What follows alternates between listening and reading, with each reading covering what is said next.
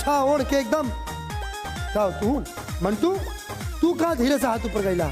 अरे तोहार तो परफॉर्मेंस हो चुकल बा ना। लूटी ना भैया अभी बहुत तुछ बाती बा। कौन चीज बाकी बा? कौन चीज बहुत चीज अभी देखे थे बाती बा। लूटी ना मतलब हम चलत नहीं हाथ में चलो।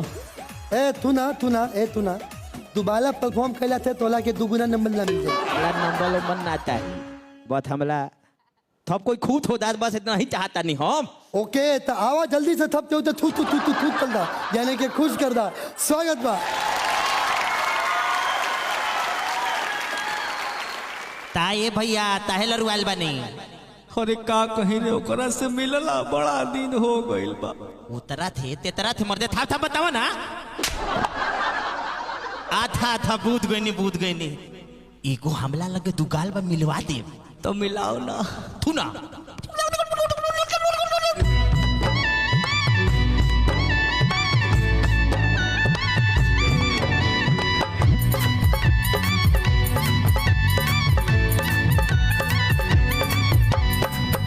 आइल बानी तोहरा गलिया केने बाड़ू हमर ललिया देखो ना यारा बाके कैसन भइल बा हलिया बढ़ता बेचैनी दादा मुश्किल भइल बा जीना जीना अरे जीना ले लो फुदीना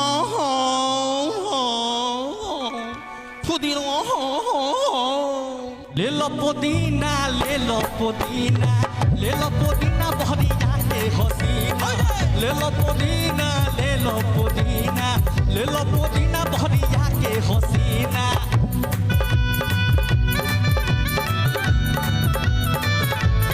केहू लेबा का हो ले लो।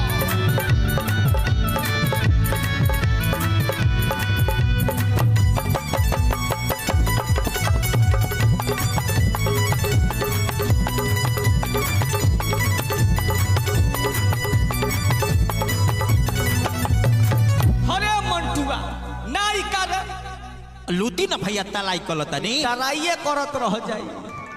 अरे निकलो ना निकलो जल्दी निकलो बहरवा हो निकलो ना निकलो जल्दी निकलो बहरवा हो मिले खातिर आइल तोहर मिले खातिर आइल तोहर गाँव के लाभरवा हो मिले खातिर आइल तोहर गाँव के लाभरवा हो मिले खातिर ना मिलेबे कि ना मिलेबे। ए भैया अब ता तो निमल दे हे बरहम बाबा अरे सोचा तानी बरहम बाबा झट से कराई तो सनमावा से हमारा मिलनवा मिलला के बाद हमरा देहिया में पड़ जाई हमरो तो देहिया में अब आराम ले लो फुदीनो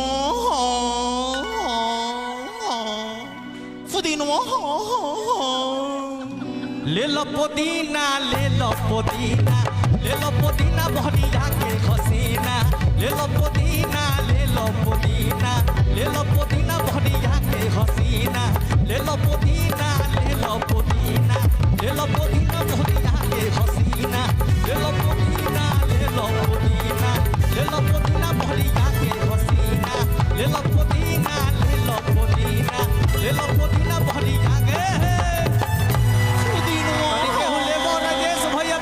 भैया ले ली मंटुआ तो मिला देलस मनोज भैया तनी रौरो ले ली तनी दाना पानी चलो पुदीना जियो जियो जियो क्या बात मंटू क्या बात है वाह अक्षरा जी मंटू जौने हिसाब से पुदीना देत रहा केहू खरीदे ना खरीदे तोहरा के तो ले लेवे के चाहत रहे का अभियो से ले लो कर एक दो आटी आइए फिर से सेल करने। अब आओ फिर से एक बार बोलता मंटू आके बढ़िया से ऐसा बोलिया कि अक्षरा जी मंच पे आ जाए।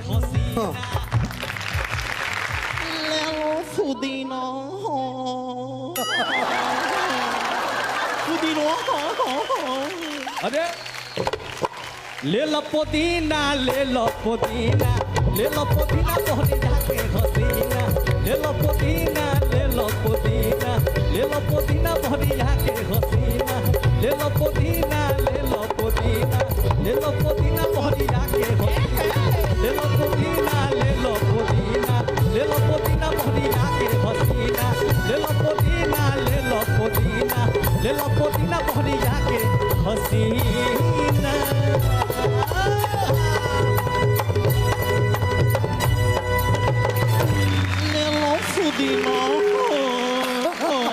मैडम तो ले ले कि दाना पानी हमनियों के चलो जियो जियो जियो, एक बार जोरदार ताली। अरे दोनों कलाकार हाँ, बड़े सर। कलाकार हैं भाई। एकरा पुदीना खातिर ताली बजाओ हाँ। यार, ये का पिछले बड़े तू पुदीना रे, बाप रे, कहाँ कहाँ से अभी यही सुर संग्राम से अभिनय संग्राम निकाल देवे। वाह वाह वाह,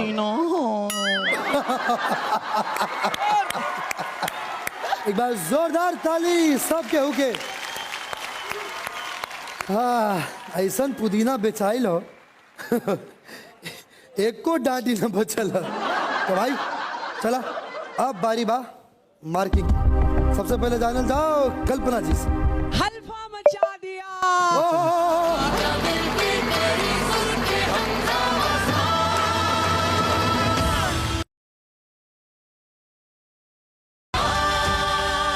क्या बात क्योंकि जो अभिनय था मंटू का बहुत बड़ा योगदान रहा, लेकिन सब कुछ होने के बावजूद आप सुर से हटे नहीं। आप जो गायक है, जो मेन परिचय है, उसको खोने नहीं दिया आपने। धन्यवाद मैम। बहुत अच्छा।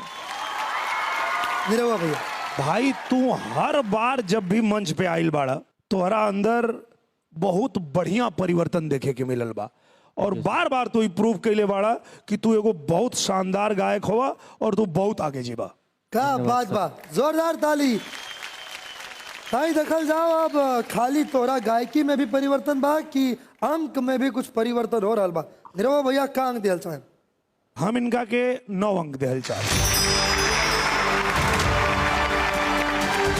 पहला 9 अंक बिहार के खाता में, बिहार के झोली में। बहुत बढ़िया अंकित सिंह, क्या बात है। जा जल्दी से अपन स्थान ग्रहण करें।